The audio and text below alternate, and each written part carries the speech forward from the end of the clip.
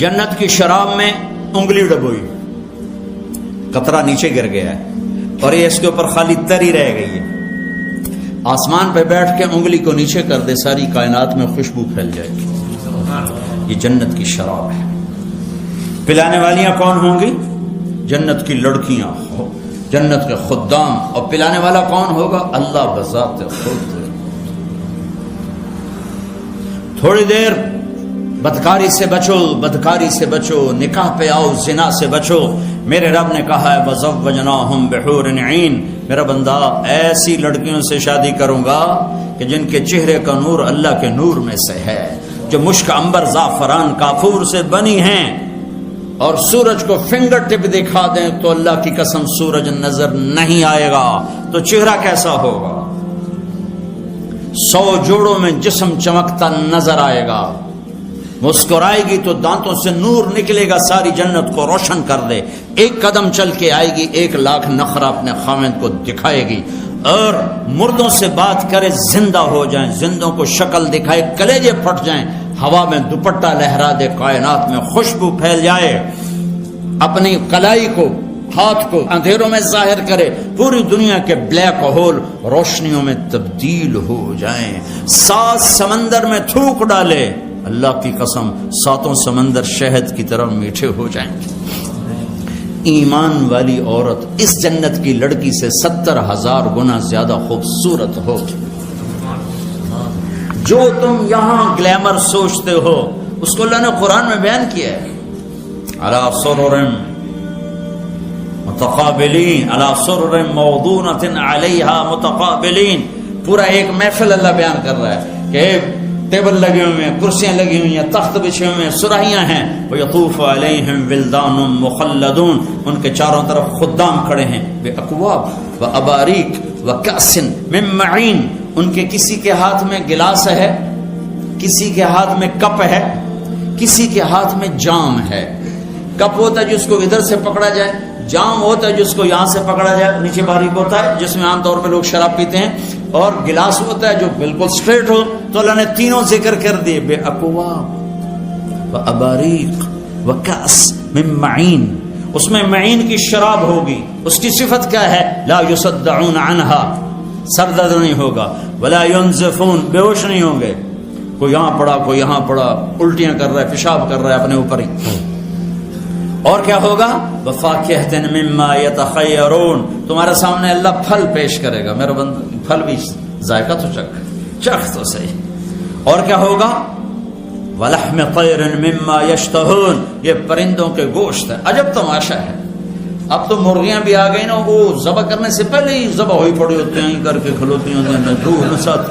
آگے لوگوں کی جوانیاں بھی ایسے ہو گئی ہیں، وہ دیسی مرغیاں ہوتی تھی گاؤں میں، بھاگ بھاگ مرغی آگے آگے، نوکر پیچھے پیچھے، چونکہ ہمارے دیہاتوں میں اس وقت نہ بجلی نہ فریج، تو جب بھی کوئی نوکر آتا تھا، مہمان آتا تھا ڈیرے میں، تو مرغیاں ہوتی تھیں رکھی ہوئی، تو وہ ایک ہمارا ہوتا تھا چاچا گامو ڈیرے کا نوکر۔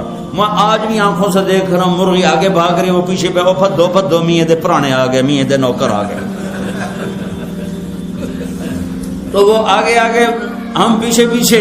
لیکن جنت میں اس کا الٹ ہوگا، پرندے آپ کو گھیر لیں گے، میاں بیوی تخت پہ بیٹھے ہوں گے، تخت پہ بیٹھے ہوں گے، سامنے دیکھیں گے اوئے ہوئے ہوئے ہوئے ہوئے اڑتے ہوئے پرندے، اوپر دیکھیں گے تو جھکے ہوئے پھل، پھیلے ہوئے سائے، نیچے دیکھیں گے تو دودھ شہد شراب کی نہریں، دائیں بائیں دیکھیں گے تو نوکر باوردی کھڑے ہوئے، تھوڑا سا اور آگے دیکھیں گے تو چشمے یوں ابلتے ہوئے، چشمے یوں بہتے ہوئے، آبشاریں گرتی ہوئیں، آسمان پہ قوس قزح کے رنگ پھیلے ہوئے، اور بلبل کی چہک اور کوئل کی کوک اور پرندوں کے نغمے، اور اوپر میرے اللہ کا نور برس رہا ہوگا۔ یہ بیٹھے ہوئے ہیں تو پرندے آ کے گھیرے میں لے لیں گے، کہیں گے بیگم صاحب اب مجھے کھائیں، دوسرا کہے گا میاں صاحب اب مجھے کھائیں، میں بہت ٹیسٹی ہوں اب مجھے کھائیں۔ اب پرندوں میں کیوں جھگڑا ہو رہا ہے کہ وہ مریں گے نہیں، جب آپ ان کو کھا لیں گے ان کو پھر زندگی مل جائے گی، پھر اڑ جائیں گے۔ تو ایک پرندہ بیچ میں سے کہے گا میاں صاحب بیگم صاحب میں نے جنت الفردوس کی گھاس کھائی ہے اور سلسبیل چشمے کا پانی پیا ہے، آپ مجھے ٹیسٹ کریں گے؟ تو اس کے فضائل جب زیادہ آئیں گے کہ ہاں ہاں تو کھلا، تو اپنے پروں کو یوں پھیلائے گا. اس کے 2 پر نہیں ہوں گے، 2 تو ونگ ہوں گے، اور ایک ایک ونگ میں 70,000 پر ہوں گے. تو وہ اپنے پروں کو یوں یوں کرے گا. تو جیسے درخت پہ بارش ہو، اس کو یوں ہلاؤ تو پتے گرتے ہیں.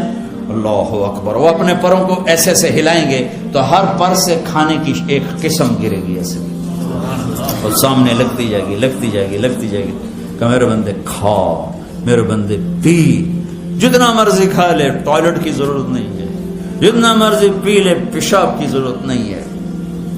ہمارے ایک ساتھی تھے ذمہ دار مرحوم، بڑے ذمہ دار، ہمارے ساتھ جماعت میں چلتے تھے اور گھٹنوں سے معذور تھے.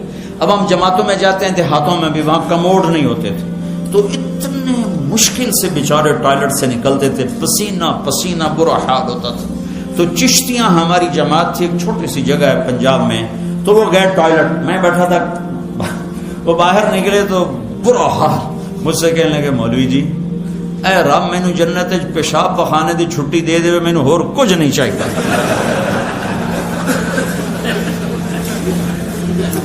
یہ تو چھوٹی یہ کھانے پینے ہو رہے ہیں تو چھوٹی سی چیز ہے.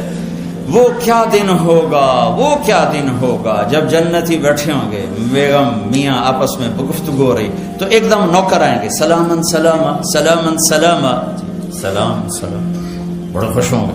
وہ چلے جائیں گے، ایک دم دروازے کھولیں گے، سلام علیکم سلام علیکم، فرشتے لاکھوں کروڑوں فرشتے سلام علیکم. کہیں گے بھائی کس بات کا سلام کرتے ہو، تم نورانی مخلوق ہو. کہیں گے بما صبر تم، وہ جو رینڈنگ میں صبر کی زندگی گزاری اس کا سلام ہے.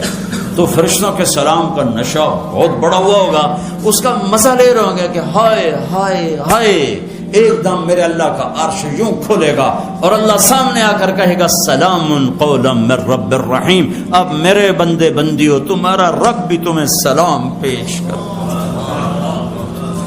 اے اس کا شوق کرو، وہ میرے بھائیو بہنوں، اس کا شوق کرو کہ اللہ تمہیں سلام کرے، اللہ تمہارا حال پوچھے. مرنے سے پہلے پہلے اللہ رسول کو خوش کر لو. اس حال میں نہ مریں کہ ہتھکڑیاں لگ جائیں، ایسے مریں کہ سحر فرشتوں کے ہاتھ میں، کسی کے ہاتھ میں پھولوں کے ہار، کسی کے ہاتھ میں جنت کا پروانہ ہو. ایسی موت نہ مریں کہ اللہ تعالیٰ فرمائے دفع دور کر دو میری نظروں سے.